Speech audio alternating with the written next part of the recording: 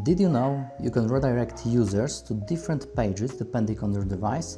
Let me show you how to set up mobile redirects for a short link using Kotlin.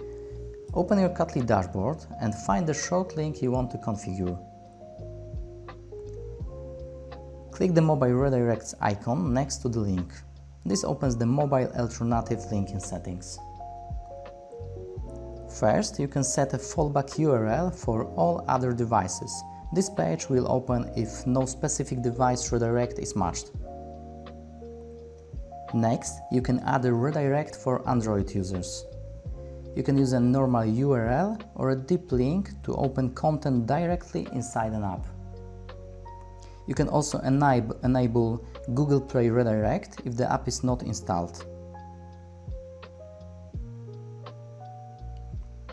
For iOS devices, you can also add a deep link or URL.